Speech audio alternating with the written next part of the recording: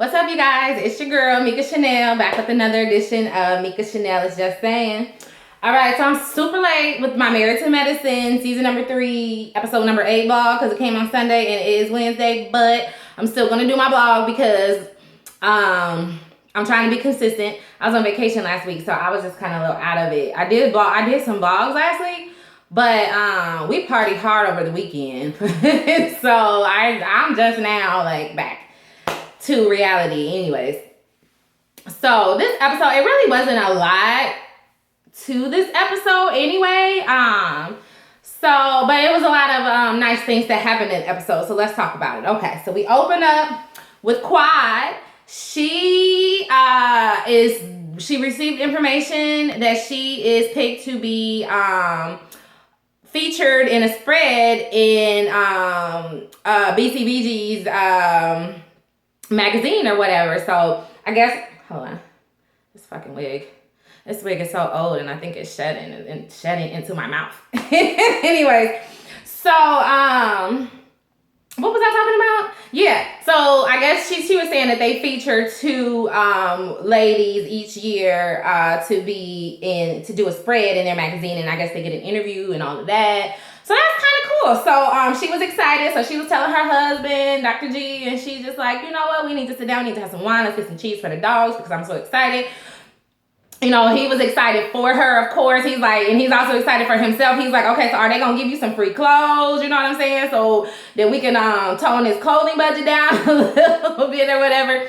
And then they had like this whole thing in their interview about, like, she had talked about it before. He had bought her like a Banana Republic dress and put it in like a, I don't remember what bag she said he put it in, Gucci bag or something. I can't remember. But it was basically like he was trying to trick her to make her seem like it was a designer dress and it was from Banana Republic, which there is nothing wrong with Banana Republic. So, but yeah, you can't trick people. And then I guess he bought her a couple outfits from Costco or something. He was like, but you wore them bad boys to work, didn't you? You know, they are such an odd couple. I just still can't get over that. It just seems odd to me. I don't know. And they don't even all the way seem comfortable with each other. Is it just me? I don't know. Y'all tell me in the comments if y'all think this. It just feels like they're not comfortable around each other. And like, I don't know. When I see them in the interview, it just seems odd to me, their relationship. But I guess it's working for them. So hey, more power to you, okay? Everybody's love is different. Anyway, so yeah, so she's telling him, and you know, she's talking about how she has always loved fashion since high school. She has been a fashion girl. She's been into all of the, you know, matching clothes and being pretty or whatever. And you can tell the way that she dresses that she's really into her fashion. You know what I mean? It seems like a lot of the Atlanta ladies are into their fashion. I guess that's the thing. You know, they dress a little different. Here in the Midwest, we just try to stay warm and comfortable. Okay, warm and comfortable because it's only warm here. 1 month, maybe a month and a half out of the year. Like 3 weeks ago, we had a whole week of 60-degree weather in July. So, you know, that's how it is here. You know, but, you know, you still try to dress cute. But, yeah. Anyways, I'd be getting all off on other subjects. But, yeah, so Quad always looks cute. Like I had said in the previous box, she always looks cute. So, it's a nice honor for her. And I'm actually happy for her. I actually had seen her spread. I believe it was on FunkyGeneva.com that I had seen that she had did this spread or whatever. So it's nice to see that it was a part of the show. And they were going to fly her out to LA. So she invited Jill and Simone, which I thought was very random. I didn't even realize her and Jill were cool like that. But I mean, I guess they are. I don't know. And it just seemed random to me. I don't know. Maybe it's because she's a new girl. She wants to fill her out a little bit. Or she just wants somebody on her side. I don't know. But anyway, so yeah, so they all fly to LA. They get to LA. I'm not going to go in order on this episode. I'm just going to talk about one thing, get it over with, talk about another thing. So anyway, so they fly to LA.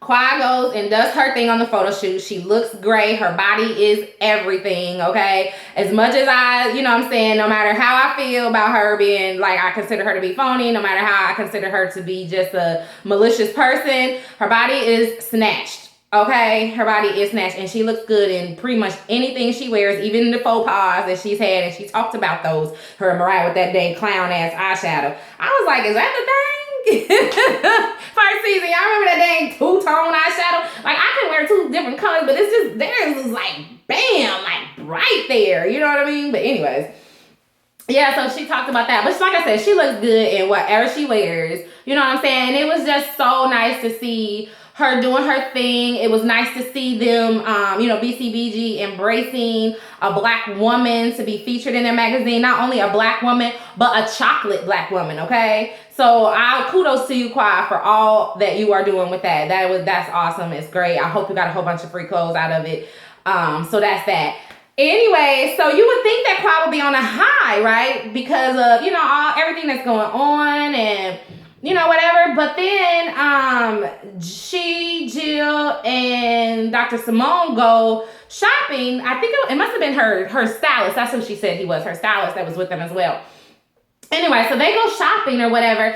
And Jill's like, well, I want to have a party, a little shindig or whatever. And I want to invite everyone, right?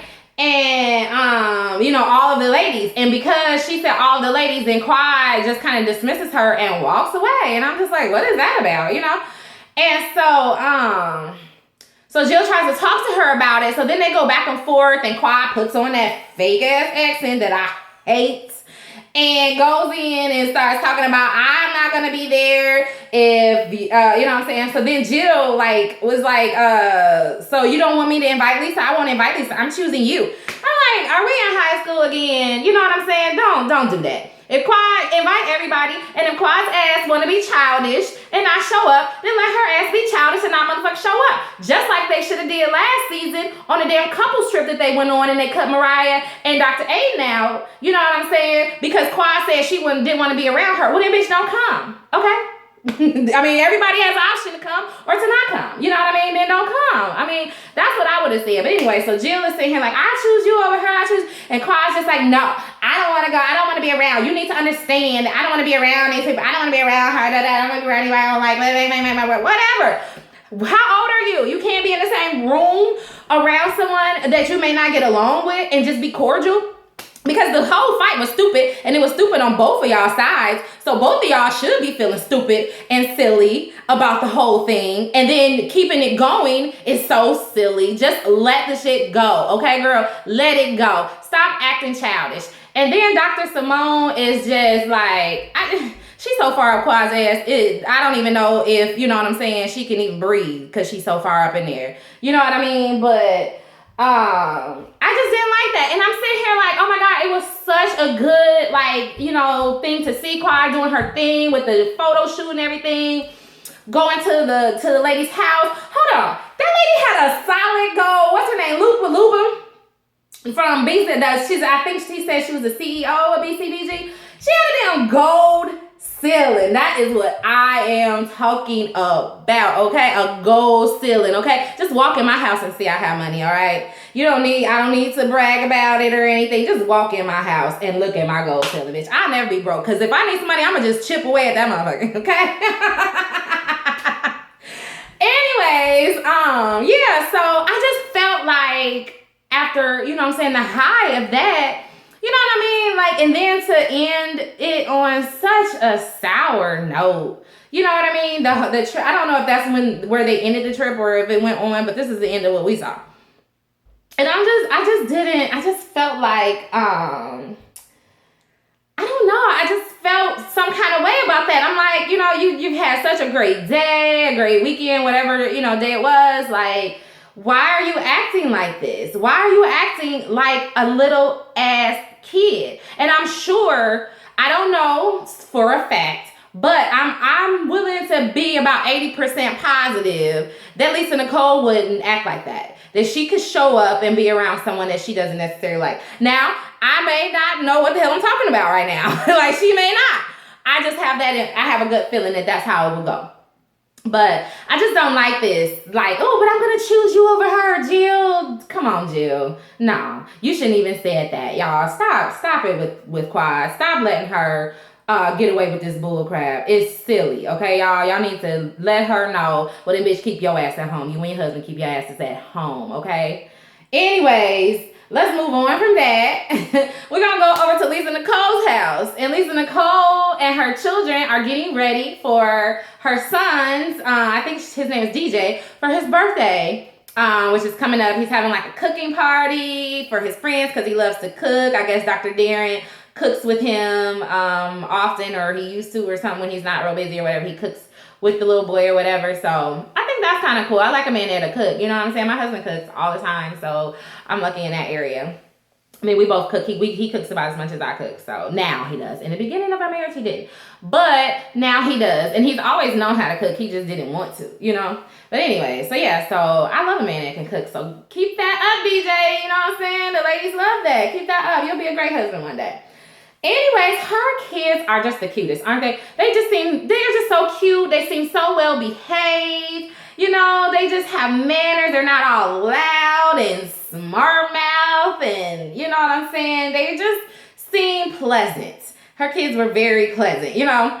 So they're planning a party, and he's like, he wanted a VIP section, which is kind of cute. I mean, he can't be turning anything, but I think like 9 or 10 or something, like maybe 11. I can't remember if she even said how old he was turning. But it was just so funny that he wanted a VIP section. And so as he's listing out the people he wants in VIP, he says his dad, but then she reminds him that dad can't make it because he has to work. And I mean, I don't know. I mean, I guess you do have to miss functions when you're a doctor, but it seems like your child's birthday would be something that you could get off like a whole year in advance because you know that it's coming on the same day every year. But I mean, you know, hey, he's a doctor and that is a very important job. He's an ER doctor at that, so I'm sure they're pretty busy all the time. But yeah, their son seemed kind of sad that he wasn't going to be there, but I guess there's something that they're used to anyway. So yeah, so let's move on to the party. At the party, first of all, get to the party. Dr. Heavenly sitting here talking about, now I love my girl Lisa Nicole, so I'll do anything for her, even if that means coming to a children's birthday party. What? Don't you have a little girl? I mean, don't you take her to birthday parties? Dr. Heavenly, sometimes I think you just want to talk just to be talking. I love some of the shady comments that you make, but sometimes I think you just be talking just to be talking. Because, I mean, hey, you have a little girl that's about the same age as him. I mean, do you not take her to any other birthday parties? Do you not have her a birthday party? I mean, I could see if you were a single person with no kids, like Quad, you know what I'm saying, that has no children, or like Dr. Jackie, or even Dr. Simone, because her children are teenagers. But you have a little one, so going to birthday parties is part of the comes with the territory, you know what I'm saying? So that was kind of weird. Anyways, the party looked cute. They were all making their little pizzas or whatever, sticking their little dirty hands up in that dough. I'm like, I hope they wash their hands. Did you see, oh my God, it was so cute. Lisa Nicole's son, it looked like he wanted to pass out sanitizer or whatever. That was so funny. She seemed like she got her kids like on a little rigid in that area. You know what I'm saying? Like they are just strictly by the book. Like wash your hands, do this, do that. Don't talk too much. Don't talk too loud. You know, like. Anyways, but they seem to have a good time, especially Dr. Heavenly. Well, Dr. Heavenly always has a good time. Her dang cook. So her and Toya are sitting there and they're talking about Quad inviting Jill and Dr. Simone and not inviting them. And so Toya's like, she invites my girl Jill and she don't invite me? Like, what is that about? You know what I'm saying? I don't have anything against Quad. You know, why wouldn't she invite me? You know what I'm saying? So anyways, but Dr. Heavenly is clearly getting tipsy, right? And as they're having this conversation, her daughter comes over and she's like smelling her glass and she's like, what is that? That smells like wine or liquor or something, she said. And Dr. Heavenly was like, girl, go on somewhere. I know that's right, little girl. Don't be coming over here trying to check what the heck I'm drinking. Little ass better go and sit down and have fun with these kids is what you need to do. I mean, but maybe she know her mama is borderline alcoholic. But I mean, aren't we all? I'm not even trying to make light of alcoholism at all. I promise you, I'm not. But I mean, hey, I got Got my mommy juice right there. You know, my mommy juice stays with me, except for when I'm at work or going to a kid's birthday party. Oh, and I was surprised that there was liquor at that party because I do not allow liquor at my daughter's birthday parties. I do not want any drunk mommies or daddies walking around my party. You need to watch your kids because they are not my kids. I'm throwing a birthday party, but you need to watch your kids, okay? So I don't allow liquor. My husband tries to sneak a shot here or there. He'll come and then, I can smell it or whatever. I'm like, did I tell you no liquor? But anyway, so yeah, I don't really like the liquor at children's birthday parties. Not all that much. Anyways, but yeah, so Dr. Heavenly was getting toasted. And then they played all these games and the ladies ended up, Lisa Nicole and Dr. Heavenly ended up doing a tiebreaker because their kids were the last two kids standing or whatever. So did Dr. Heavenly tell her daughter to sit her ass down? That's why I knew she was tipsy as a mug because she was so loud and she was just she was feeling whatever was in that glass. Okay, she was feeling it. She probably was feeling it before she got there. Okay. Anyway, because the kids were first before the moms did. The kids were playing musical chairs and it got down to the last two. And it was Dr. Heavenly's daughter, Laura, and DJ. And so Dr. Heavenly sit your ass down. Sit your ass down. But then, so her and Lisa Nicole decided to do the tiebreaker. And as Dr. Heavenly was about to sit down, Lisa Nicole bogus as hell pulls a chair out from her. I'm glad Dr. Heavenly didn't get hurt. The shit was funny as hell, though, wasn't it? But I'm glad, it wasn't anything, a big deal or whatever. Dr. Heavenly laughed it off. And that was kind of the end of the party. I don't think there was anything else that I want to talk about with the party. So moving on to Dr. Jackie. Dr. Jackie is the caretaker for her father who has, I believe, Alzheimer's. And it's very advanced Alzheimer's, and so he, is not lucid all the time and can't remember who people are all the time. And not only that, he's just very weak, So she has to make a decision if she wants to sign the do not resuscitate papers or not, which do not resuscitate is basically, they won't use those, what do you call those iron thingies? Maybe like clear. What are they called?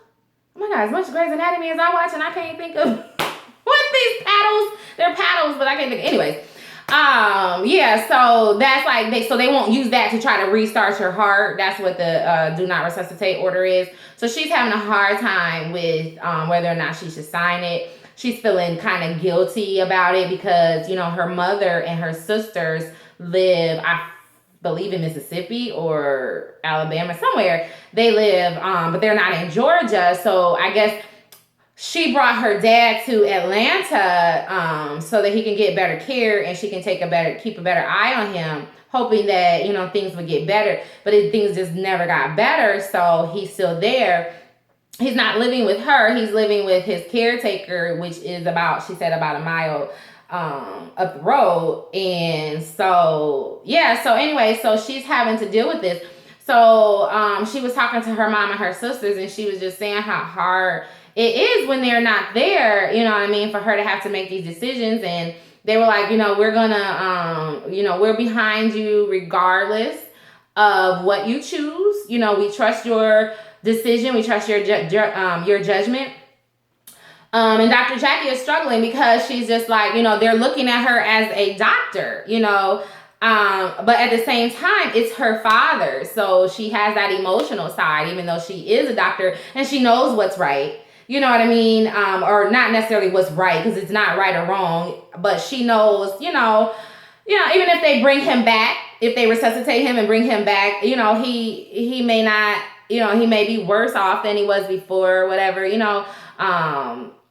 so she knows that part, but at the same time, she is a child, she's his child, and, she doesn't want to be the one to sign those papers to say, don't try to do everything you can to save my father. So, that was a lot, but it was nice to see her mother and her sister, and they seemed so supportive. They seemed like a very loving family. It was really cool. I like that. that they're close like that, and that they're all on the same page. You know what I mean? Because I know like families can get crazy in those kind of situations where one person has to make the decision, but then other people aren't agreeing with that decision. You know what I mean? And then it causes, a little rift, in the family when they should be pulling together during that time. So that was good that they were gonna that they're supporting each other as well as supporting her father. And she was saying like her parents have been married like 50 years. Not only have they been married 50 years, but they grew up together. So like her mother has never been without him pretty much her entire life. So that has to be rough, on her. Your spouse is gonna die at some point. You don't know which one of you are gonna go first. But it can be easy, and especially since he's still alive, but he's not doesn't have a clear mind. You know what I mean? Yeah. I don't know. That's tough, right? That is so tough. Anyways, but yeah, I guess I'm gonna have to end my blog on that sad note because oh my goodness, yeah, I'm gonna end it on that. On Dr. Jackie. I guess it's not real sad because she has the love of her family, the support of her family. Her dad knew who she was, who everyone was that day that he came, that everyone was there to visit. You know what I mean? So that's good. It seemed like he even kind of laughed a little bit at something they had said. So, you definitely take the good with the bad.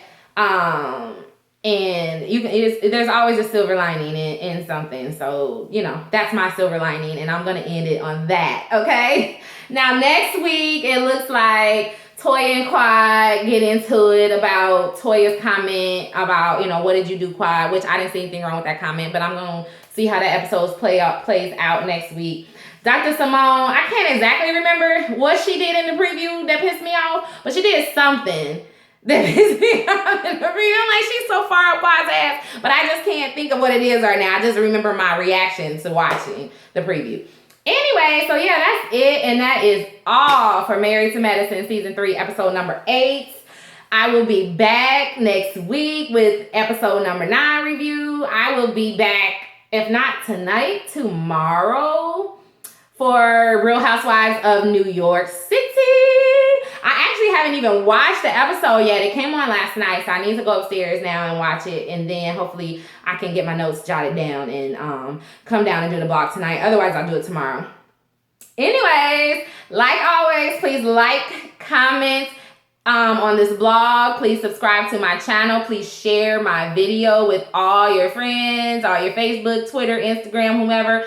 Share this link in this video with everyone, okay? And until next time, you guys, stay real, stay safe, and stay tuned to Mika Chanel Is Just Saying. Bye-bye.